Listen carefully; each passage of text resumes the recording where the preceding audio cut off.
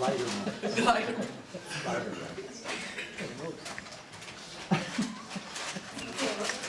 As Marcia said, I graduated in 1980. My name's Mary Ryan Hotchkiss now. At that time it was Mary Ryan.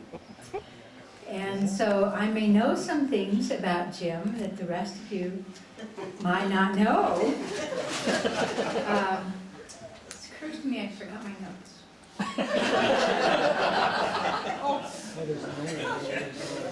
Mary.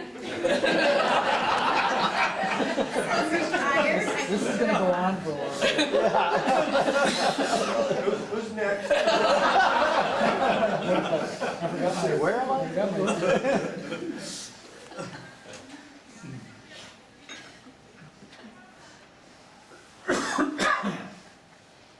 Okay, so 1980 was only a few years after the first Earth Day. But I do want to point out that Jim was always very ecological. He was very concerned about his consumption. So he would use a pencil like this to write his many publications. So, you know, he would keep going on with it until the pencil would just about disappear. And of course, for 521 chemistry, he had a little red pencil also. So I'm surprised it didn't totally disappear with all of the red marks that he made on my test. I don't know about the rest of you. You were the only one. And he was very thrifty. Early in my graduate studies, I wrecked a little pellicle beam splitter. So he saved it. You know, you never know when you might need a wrecked beam splitter. So 2 years later, he presented that pellicle to me with a little message: never model a photon with your finger. So I learned some years after I graduated, when we visited with him, that he was also a civil rights activist. Now that really appeals to me now, because in my graduate career I finally learned, okay, now I've supported myself, what am I going to do to improve the world? So I found out that at the time, Sally didn't even know this, that when he was an undergraduate student in the 60s, some of you children may not recall, but in the 60s, it wasn't assured that black people were always going to get their rights. But Jim and some of his friends decided to attend a court trial of a black student so that the judge and the people in the court would know that white people were watching and that this student would get appropriate treatment. I thought that was really neat. In the 60s he would do that.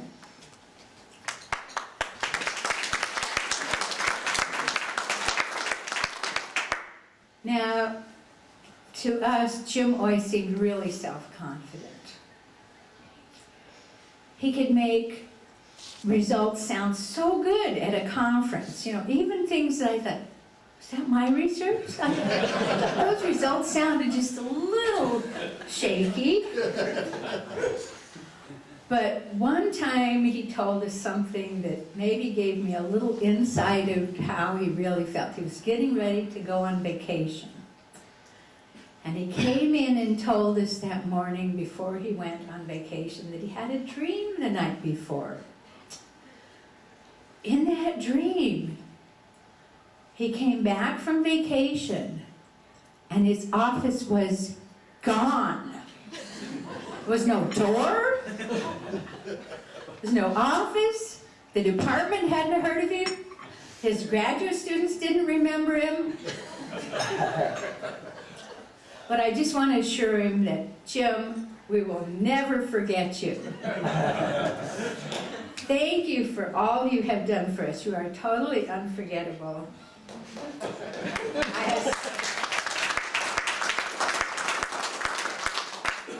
I especially remember the great cookies at your group meetings. Thank you. Thank you for being a great professor. Thank you for a great party today.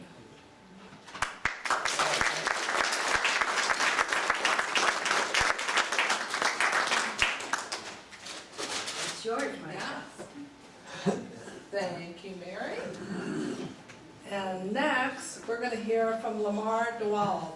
He had the opportunity, I guess, a wonderful opportunity to work in Jim's lab.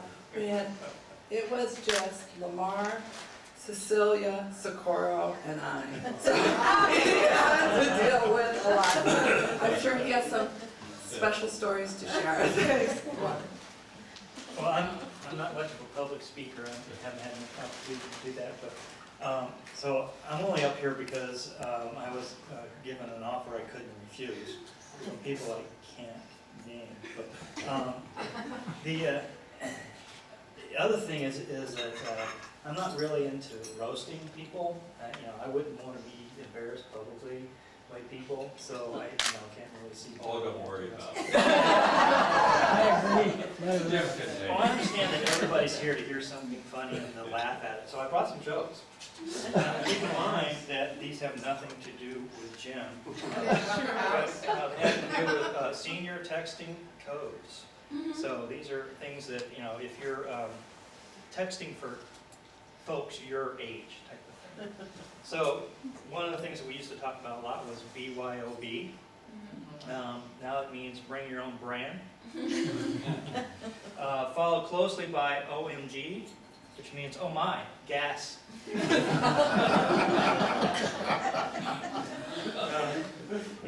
younger folks say, friends with benefits, FWB, is now friends with bifocals. Talk to later is now talk to louder. By the way, BTW is bring the wheelchair.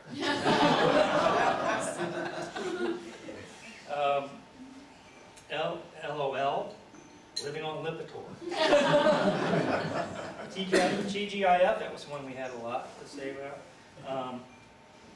TGI, bring your own, thank God it's 4 o'clock for the early bird special. FYI, for your indigestion. Forgot where I was is FWIW. IMHO, which is, in my humble opinion, is my hearing aid on. None of that has anything to do with Jim. Nothing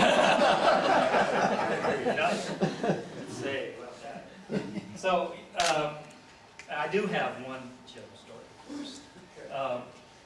One time there was a number of us, I think about 3 of us, and I forget which lab we were in, but we were setting up some sort of I think it was atomic emission, atomic absorption experiment. We had a hydrogen flame lit going on in the lab. And Jim comes in, walks into the lab, and he sees this as an opportunity to teach his graduate students safety, which I realized in my 30-year career that that's a really important thing to learn. So it was probably a good instinct to do. And he proceeds to tell us that hydrogen flames are very dangerous because you can't really tell that they're on. And he emphasizes this point by pointing his finger into the flame. Now, I know it was in the flame because it turned orange. So, to this day, I do not understand if that was his way of telling a bit. I haven't had the guts to try it myself. But he didn't say anything. He just got up, kind of like you were saying. He just got up with a stoic look on his face. And from then on, anytime I see that stoic look on his face, I knew I did something extremely goofy, even painfully goofy.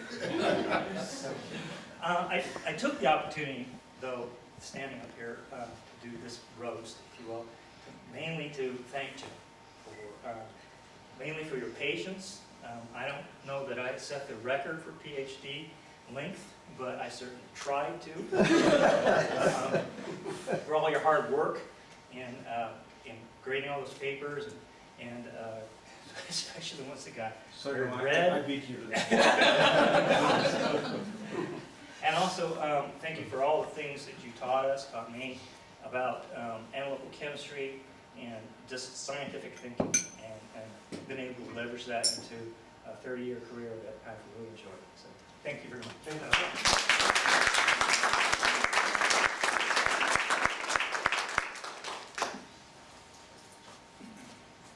So next to speak is a colleague, somebody who started the same year I did, in 1980. Now, Jim, once we chose him as a professor, kind of said, like you to call me Jim. Well, this person never, ever, ever, ever called him Jim. Until 2 weeks ago, right? It took her 2 weeks ago. She finally decided that maybe she could call him Jim. So, to speak about Dr. Ingle, would be Socorro Montalvo.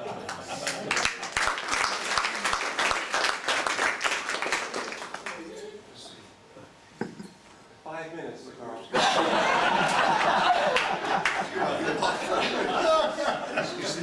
Okay, so he's gonna help me with some pictures. Is there another, oh, can we remove this one? Yeah. Can we remove this one? I don't know. Yeah. Let's see. Oh, there's another one. Okay. All right, I'm gonna start talking so he can do that. Oh, maybe I know how So to do we're gonna this. talk about gene So talk into the qualities. microphone. Really? Yes. Remember the hearing aids? You're really gonna hear what I have to say. Okay. So we're gonna talk about gene qualities, and like Marcia said, and Cecilia was mentioning this morning, for somebody from Dominican Republic, somebody like a professor in Oregon State, that was really huge. So I could never say Jim to him until like maybe a week ago that they called me personally, and he actually said, "Can you call me Jim?" And I said, "Okay." But he was always Dr. Ingle. So the most important thing is that when we came here, we already had 2 scholarships to go to a California stay in Fullerton. We came here only for a year to study English. But as you can see in the administration building and walking to go to the ELI, we met Jim and Dr. Kruger and fell in love with Corvallis. So Roberto and I decided to stay, and I think nobody knew that, because actually we were supposed to go to California. Now, the most important part is that I'm a hugger, so I hug people. And the first thing that I did when I met him and something went right with the lab, I just jumped on him and said, "It worked!" And Cecilia, he froze. He was like this. There was no breathing. And Cecilia tapped me in the shoulder and said, "We don't do that here."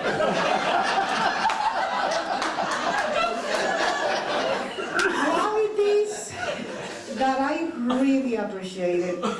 He was always sharing. As you can see, all these parties, he was part of it. He went to parties. Now, the biggest surprise for me was that for my baby shower, I thought it was going to be all girls. We were going to make all these jokes and all these games. And here I see Jim and Dr. Kruger, and I'm like, and all the guys, and I'm like, what is this? I don't understand this country. But he was sweet enough to go and be there. Now, can you tell that I have changed? Right? All right. So at any rate, I brought that picture to tell another quality that he had. My research was very repetitive. I had to really concentrate on putting all these chemicals and putting it there. And he had the bad quality of coming behind me, you remember this, Martha, and just going very quiet. How are you doing, Socorro? I come from a country that you can mug every quarter of a street. So I told him that day, please don't ever come from the back. That was another frozen moment. He just froze. He couldn't believe he had done that to me. But another quality, according to Dr. Westphal, did you remember me, by the way?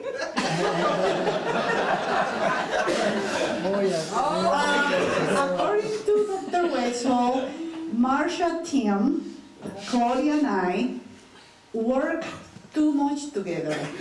We share labs, we got together writing everything up, so the labs would always look very much the same.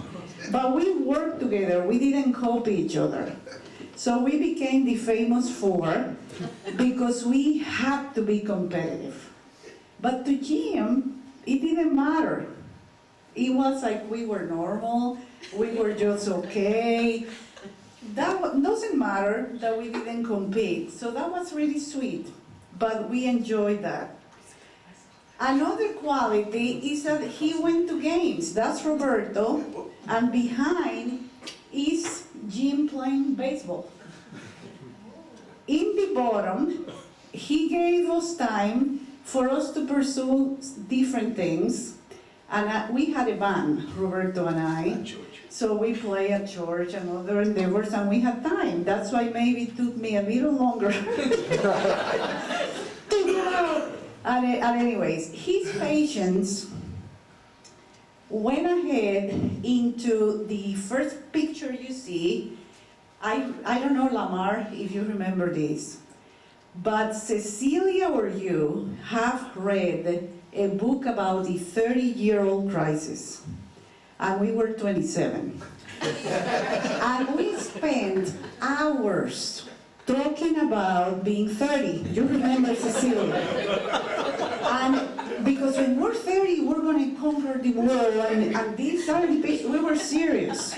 Yes. And then one day, Jim comes in and says, okay, I think I heard enough, and I'm going to tell you something. And am I going to worry about your research or about my students worrying about being 30? Do you remember that? No. Yes. So that day, that conversation was over. He went into weddings. And it is amazing that most of the girlfriends are now the 30-year-old wives in that picture. 31. That is really sweet. And he was always there. Next. He also encouraged us to be part of different associations, go ahead and tell our research everywhere. And he was very patient in that I was part with Dr. Westphal of the safety committee. Imagine me being safety. So there was one time where I didn't tell anybody anything, but I bought some methylthiol DMSO because I said, okay, if I'm working with hydroxyl compounds, let's try sulfur. And just got into the hood, those things, as soon as I opened it, flew, they disappeared. And 10 seconds later, I have Dr. Westphal, Dr. Schuyler, and Jim rushing into the lab saying, what have you done? Because that smell penetrated the whole floor. And we had to evacuate the floor. The second problem was that I wanted to brominate, alpha brominate a carboxylic acid. So I talked to Jan Kamak, in organic chemistry. And I said, since you have all the distillation set up, I need to brominate this compound. She said, okay, no problem. To make a story short, the bromine didn't stay liquid in ice like I expected. So that thing blew up, went on to the ceiling. Two professors came in, and John and I spent the whole night at the emergency room because the doctors were scared that we brominated our lungs. So after those two things, he was very patient. I don't remember that he yelled or did anything, but I was supposed to ask, and Jim was supposed to sign even the still water for it. So I really appreciated that I didn't get this bar or I wasn't expelled, but he was really sweet and kept me going. There was a bomb scare. Do you remember that one time? That maybe some of you maybe have left. But there was a year that one of the students from, I think, Big Meyer came to the room and said, there's a bomb scare, we gotta leave. And I said, okay, you all leave, I'll be in charge of Jim. So everybody had left, but I had done so much work with my thesis already that I went very calm. And I said, Jim, where are all my papers? So we spent like about maybe 10, 15 minutes getting all my books and all the CDs, floppy disks. And when he had everything ready, then I said, okay, we gotta go because there's a bomb.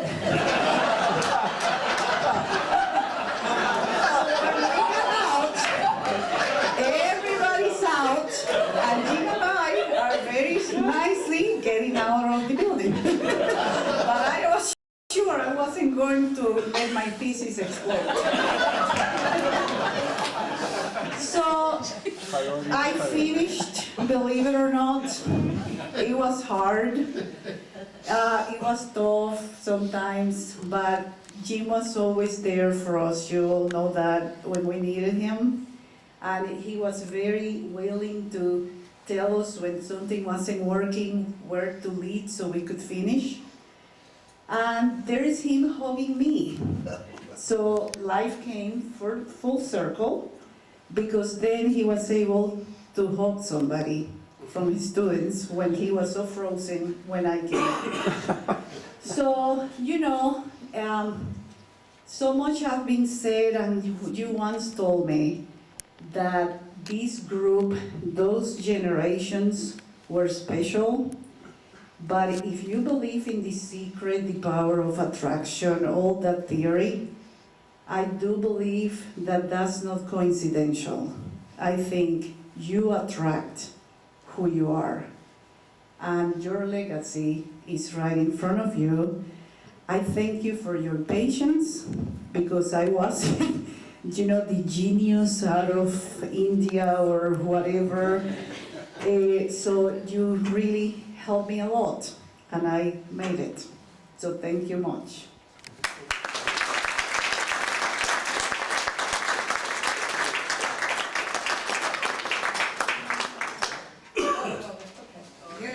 You did really well. I did not have to use the hook. So next we're going to have Joe Nibbler, who is one of Jim's colleagues. We don't have to hear from you. So just question, have you had enough wine? Okay. Oh boy. Well, this is really a treat, seeing all of you students, if I remember. And I hadn't really prepared anything, so this I'm going to wing it a little bit. I do remember this guy over here when he first came. I mean, he was amazing. I remember seeing him in the hall thinking, God, that must be one of the new students. And I was wondering what kind of quality we were bringing in these days, because I'd heard he was from Michigan somewhere, Michigan State, I think it was. So there was some concern about that. Anyway, we had a lot of fun over the years, Jim and I. He was a great colleague, he really was. And he had an amazing program. You guys all are good evidence of that. I enjoyed having a peripheral connection in that I had probably half of you in spectroscopy courses and whatnot, and abused you there. And I got this story about the Frank Condon effect. Some of you have heard, which I had totally forgotten about, and that was pretty good. Anyway, Jim has been also a lot of fun, not only as a colleague, but as a friend. One of our activities that we still engage in, perhaps some of you know, is every year a group of us, Carol DeCock and Jim and I and 3 others, go off skiing for a week somewhere. And Jim, I want you to know, is a natural athlete. You've probably all seen this over the years. So Jim leads us as we go down these death-defying slopes and things of this sort.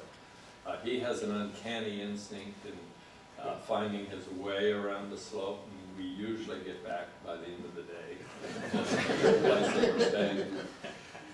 Jim is also exceptionally talented. Probably you've seen this as a cook, and one of the joys of this outing that we have each year is Jim comes up with these concoctions that we all partake of. And he also is pretty good about wines. He brings quite a few of those, and they're usually of high quality. Now, the only thing about Jim, though, that I would say is maybe defective, is he's not very neat. And I don't know if any of you have had the chance to go back to your laboratory to see your previous station or anything. Jim probably barred the doors on that. But Jim, you really need to get in there and do a little cleaning, I'd say, in your laboratory. And maybe at the end of the session here, you could bring all your students on in to give you a hand. You can all take a souvenir or two away. That would be good. Anyway, Jim and Sally, Sarah, have been wonderful colleagues and friends, and I'm delighted to be able to participate in this. So, thank you. Thanks, John.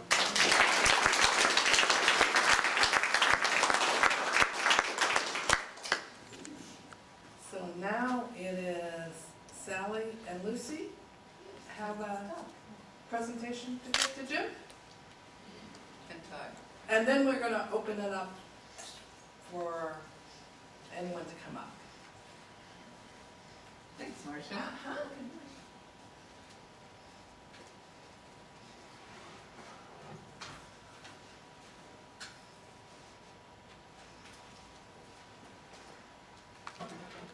I told Lucy she had to do this. Hello, everyone. Well, it's a pleasure to be here. I see a lot of faces that I remember from when I was more of a much smaller size. I've heard through the evening that I'm the one that's aged the most. I'm not sure how fair that is. Let the rest of us have it. Yes, thank you. Reasonable to me. Thank you for taking on that. We needed that. But anyway, I wanted to, or the 3 of us, my mother and my husband Todd and I, wanted to announce, I guess, that we have established a chemistry scholarship fund, a James D. Ingle chemistry scholarship fund.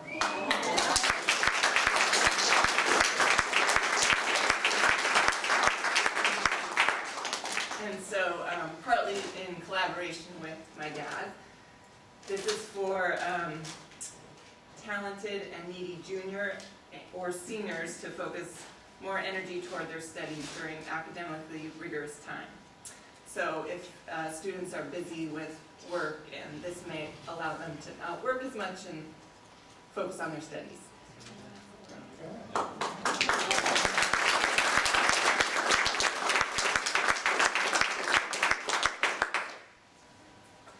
gonna drop that. Hope no one needs it.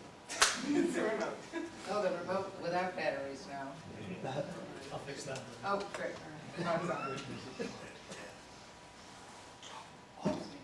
Don't know anything about chemistry, batteries in a remote.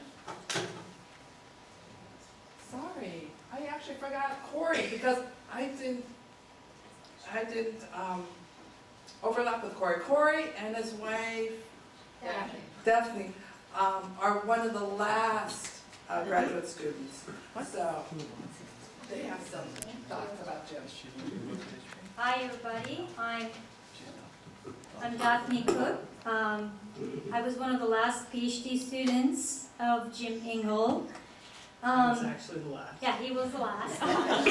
We have many stories, but we're just going to stick to the most memorable ones tonight.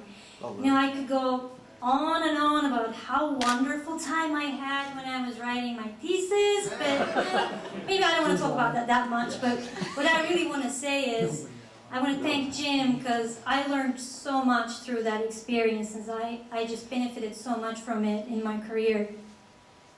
I think I actually got off the hook really easy. So my thesis was under 300 pages, which for the Ingle Lab is short.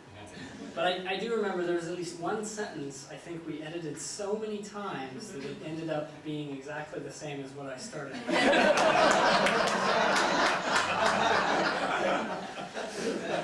I think Jim and I had a very special way of communicating. One day, a graduate student from Remschel's lab came to me and said, "Why are you guys arguing all the time in the lab?"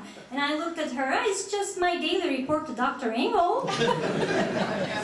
and now I know, because Jim really cared about his students, and he challenged them in every way he can. Jim himself might have been a little bit challenged. I don't think I'd call him the absent-minded professor. He's too thoughtful and analytical for that. But he was absent-minded enough that he always had his name written on the bottom of his coffee cup. And I think he spent maybe an hour a week looking for it.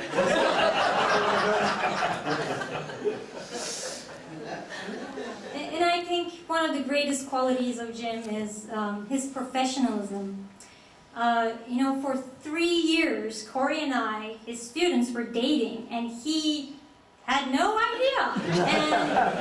And, we hoped over time, he'll figure it out like everybody else, but he didn't. And so the longer we waited, the longer, the harder it became to talk about it.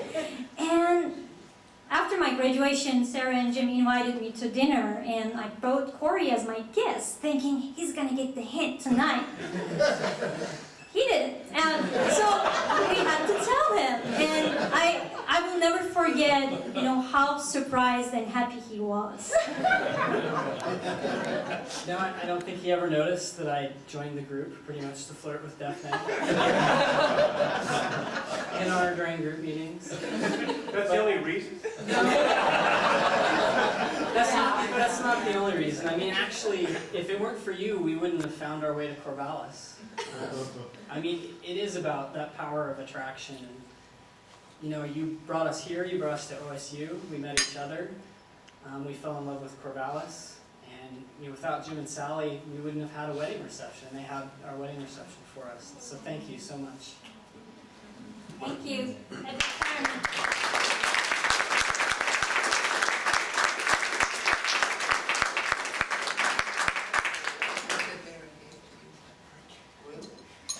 Okay, sorry, Corey and Daphne, I feel bad. But we'd like to open it up. I know some people told me that they had some things that they wanted to bring up this evening, so. Anybody? Aren't you? Didn't you know? I think Bob, yeah. Bob's got a good memory. Or you make stuff up.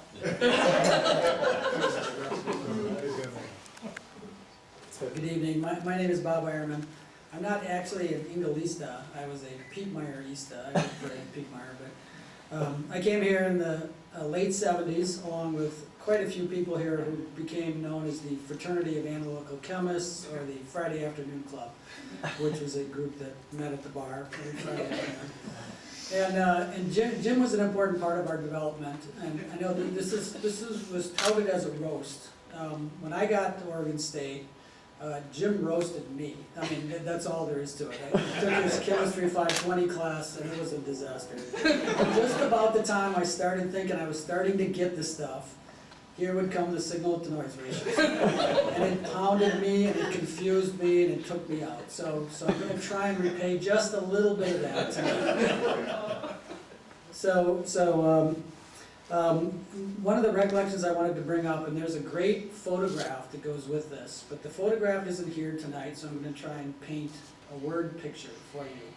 And this happened with a guy named Dwayne Chase, who many of us remember, who was one of Jim's graduate students. And the story is that Dwayne graduated after much pain, and Jim had a party at his house for Dwayne, as he frequently does for his graduating students. And at the party, we're going through the party, we're in the backyard, and Dwayne says, all right, I want everybody to come to attention here. And he says, now, I have given Jim a lot of trouble through the years. I've given him lots of pain. And so I want to give him a chance to repay me for that pain. And he reached into a box and pulled out a pie. And so he said, I'm going to let Jim hit me in the face with this pie. And he handed the pie to Jim. Jim was beaming. I mean, this is a big moment. I get to hit Dwayne Chase in the face with a pie. And Dwayne says, but, Jim also gave me a lot of pain, too. At this moment, my heart started sore because I had been roasted by Jim. So I knew this is good stuff. And he reached into the box and he had a second pie. So at the same time, I'm going to hit Jim in the face with a pie. So these two rivals, these two colleagues, grab each other by the forearm, and a pie was right here. And there was a 1, 2, 3, and the pie just flew. And there's a photograph, and Collins confirmed, I remember this, with the pies hitting the face, and the cream and stuff going back past each head. It was a golden moment. I mean, it really was. And after being roasted by Jim in 520, I thought, this is a good moment. I like it very much. So when I left Oregon State, I became a chemistry professor, and I hopefully have followed a little bit in Jim's footsteps, and Joe's and some of the other faculty members, John Westall, who's here tonight as well.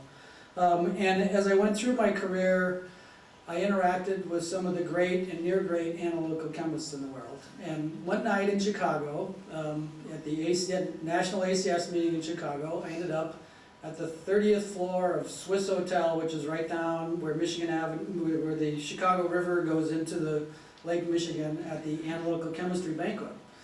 And we were at the banquet, and it was quite a night because at this banquet, while we were getting ready to sit down, everybody's having cocktails, a huge thunderstorm came in off of Lake Michigan. And so I've never been in a 30-story glass wall building before when a thunderstorm came in.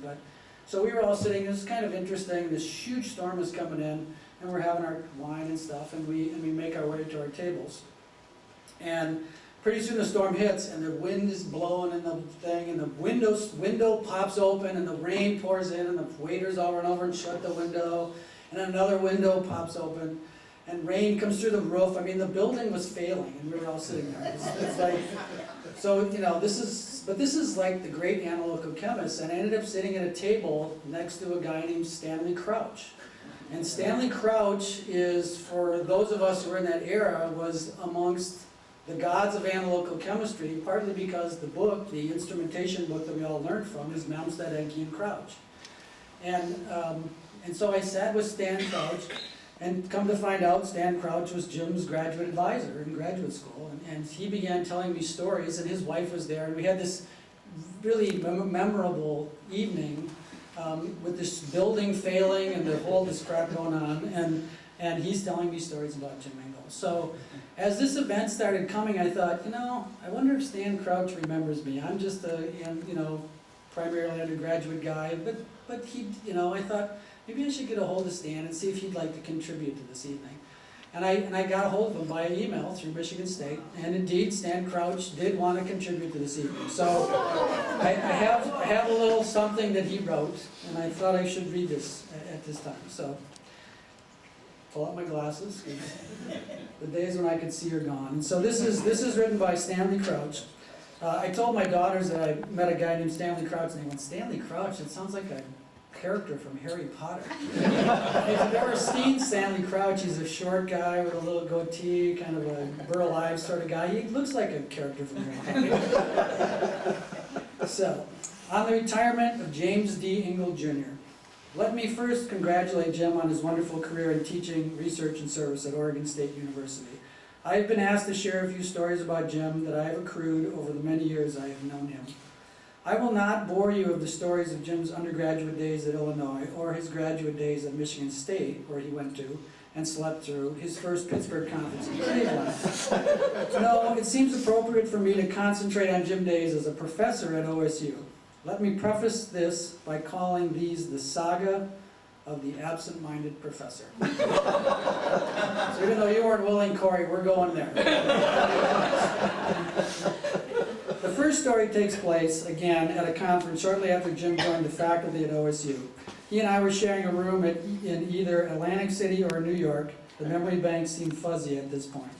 Jim had given his talk and was set to return to Corvallis. I had to stay an extra day due to the late scheduling of my talk. Remember this, Jim? Here we go. Jim was all well packed and ready to roll, except that he couldn't find his plane ticket. He then began to scour the known Roomiverse for his lost ticket. At the time I left to give my talk, Jim was still searching. I don't know how he got back to Oregon, but he wasn't in the hotel room when I returned, so I must have been away. Maybe he can tell the story. The second story took place when Jim was on sabbatical at Lawrence Livermore. He would spend a week at Livermore and then fly home on the weekends to be with Sarah, we called her Sally, and Lucy. Jim was scheduled with a plane ticket safely in hand to fly from San Francisco to Portland, where Sally was to meet him. He calmly boarded the flight, took his seat, and then began to edit his latest paper. About an hour later, the pilot came over the intercom with an announcement that they would soon begin their descent into the Los Angeles area. Los Angeles, the passenger was heard to scream, "I'm going to Portland!" Apparently the two United flights boarded adjacent to one another about the same time, and somehow they hadn't checked his boarding pass carefully, and he was allowed on the LA flight. United agreed that it was their flight and flew him on to Portland, albeit a few hours late.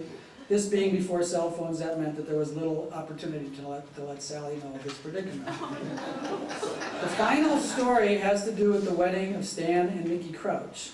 Oh, yeah. Jim agreed to participate.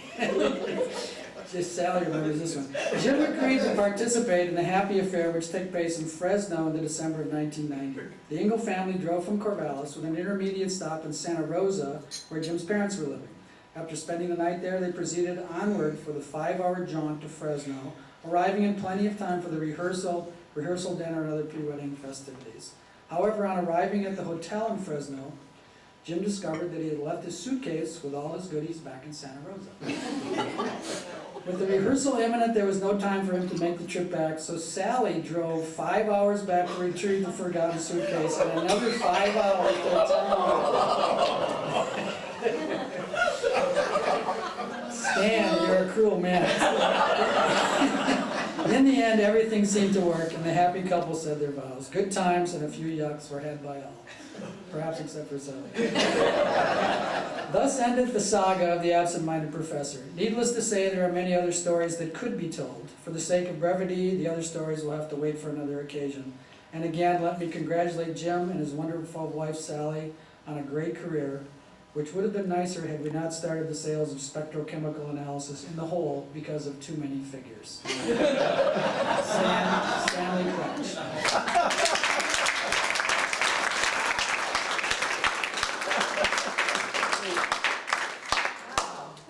I'll give this to you just in case you want. Sally, 5 hours. There might have been a little exaggeration of that, but we were most of the way there when we realized we'd forgotten the clothes. So we stopped in this town, and I put Jim on a Greyhound bus. And we had our Danish exchange student with us. And you and he went on, and Lucy and I went back. And Lucy kept saying, "You're driving too fast." We left all the hanging clothes, not just his, but for everyone. The hanging clothes. Because Jim's dad had a little dementia at that time, so he kept putting things away. So he put away our hanging clothes for us, and we forgot them. It was pretty fun. Okay, anyone else? Yes. I'll have to stand up up here and Okay. shout. Can you hear me? Oh, yeah. That's never been a problem. I was Jim's and Sally's teacher in statistical mechanics. And the year that they and three other guys, graduate students, all got 4.5, which is the highest grade possible. We were very blessed to have them graduate with their PhDs on the same day, in the same room, the same committee, which consisted of Stan Crouch, Chris Enke, me, and Jim Dye. And then we had a big party at our house, which was a whole lot of fun. And at midnight, everybody had left except Jim, who was lying on the floor listening to Rhapsody in Blue.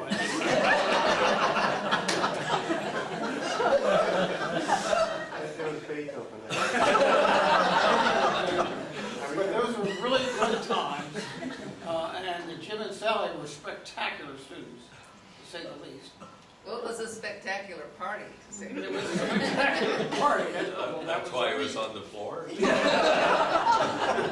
We were all very young. That's true. And we came here, it was Sally's idea that we come and interview, and so we did. And I've been here for 28 years, thanks to Sally. I'm glad to have met all of you folks, although most of them came and graduated before I got here. So Jim's the legend, as was Stan, and as was Chris, and so forth. And it was really great fun. Thank you, Jim.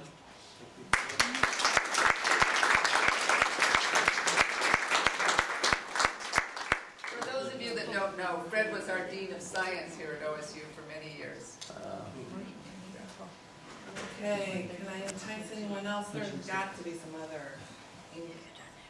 Oh, Dr. Kruger.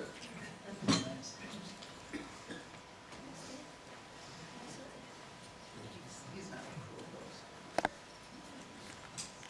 Hi, just a quick one here. I want to begin by saying that it is really great to have had a chance to visit with so many of you people that work with us in the department, to see you back here again, all looking as young and vigorous as you do. It's just, thank you very much for coming back and being part of this and honoring Jim and the family. Here, there are several faculty people here. John Westall here, Fred himself, and Neil, and Chris. And as faculty members, we enjoyed a lot of privileges here, but we never got one that all of you had, which is a chance to be a member of the Ingle research group, and that's indeed a high honor, I think. So we didn't get the advantage of all of the great wisdom that Jim imparted in the research lab, but Jim was always free with giving good advice, and sometimes it was asked for, and sometimes it wasn't. And I remember, did I include you, Joe, in the group of faculty? That's right. I did get a lot of advice. Yeah, well, I remember one time with respect to advice that several of us were on a committee with one of Jim's, a student here, of a faculty member. I won't say who it was, and the student is not present here either, but the student was from a different country, not a non-native speaker, and so the thesis was excellent, but the English was not very good. And so after we passed the student on the science, then all of a sudden to Jim, to this prof, hey, we've got to get this language cleaned up here. So after about 2 iterations with this faculty member working hard with the student, came back and said, okay, this draft, this is going to be good enough now here. And Jim observed that, yeah, you've got it down to the point now where the only mistakes are the ones that you usually make. It was very, very candid fellow. So Jim, thank you for everything you contributed to the department, for being the person you are, and I don't think there's anyone who exceeds you in either academic and scientific excellence or in good humor. So congratulations and best wishes in the future. Thank you.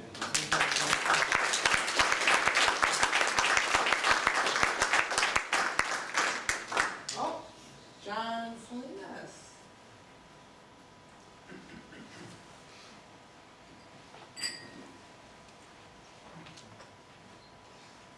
There's just a couple things that have to be said tonight and not forgotten.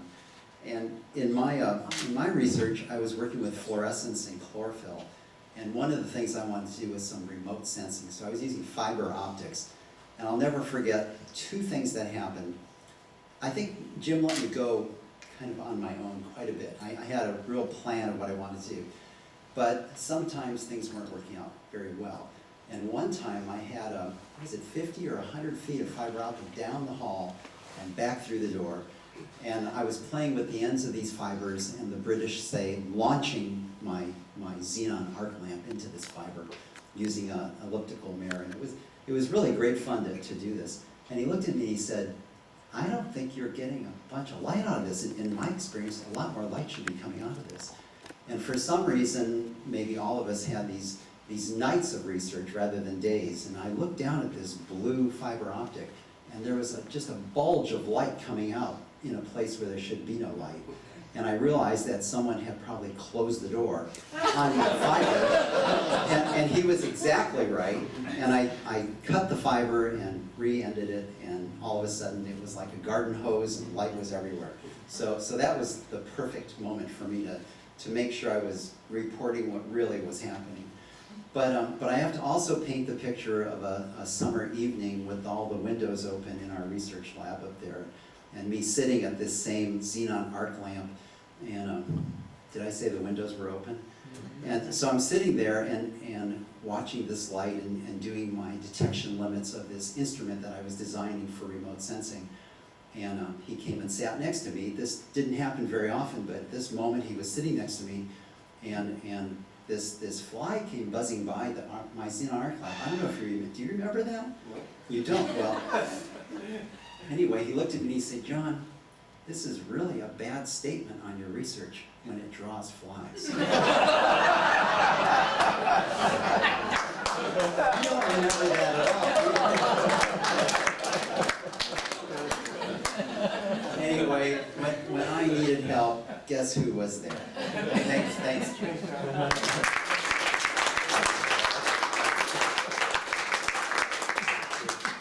Are there anyone else?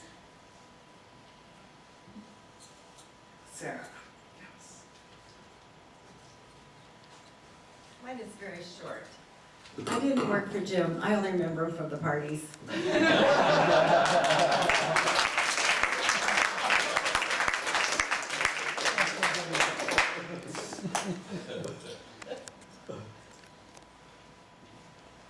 So, is there anyone else that would like to say anything? I guess, in closing, I think all of us in this room really appreciate all that you've done for us, Jim.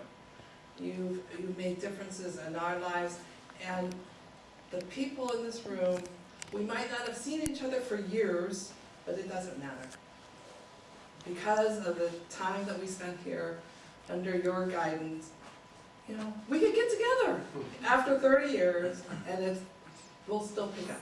And that was a wonderful part of my life in graduate school. My husband used to say, Marcia, why do you think, do you look back on these times so fondly? Because it was like, here forever, I thought. But it was because of Jim, what the collaboration he instilled in us, and just the ability to really think for ourselves. And that's the thing that I really appreciate from you, and I was glad to come away with from Morgan State. And also the dart games with Lucy. So, if that, I think we have something from Cecilia and Socorro.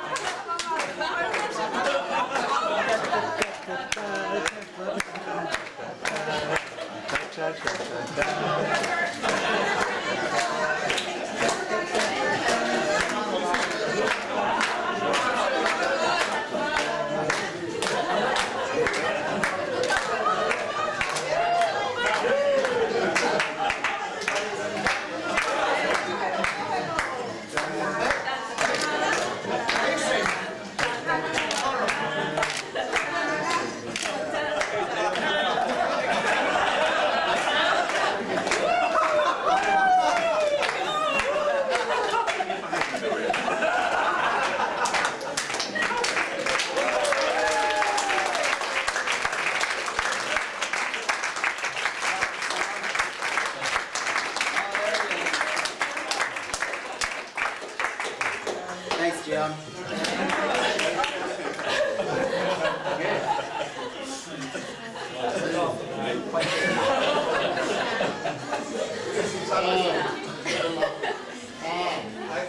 I just want to say,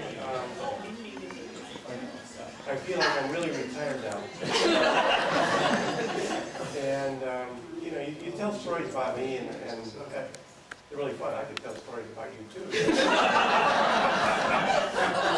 And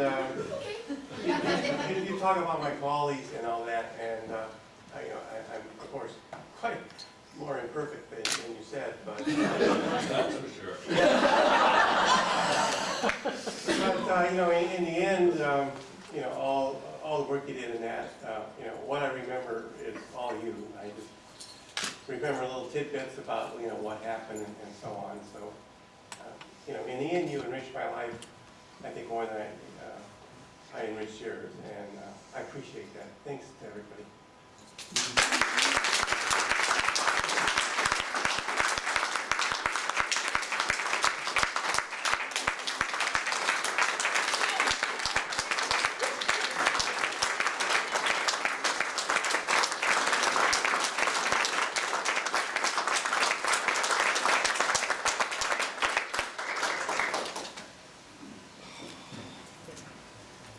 Okay, you're allowed to go.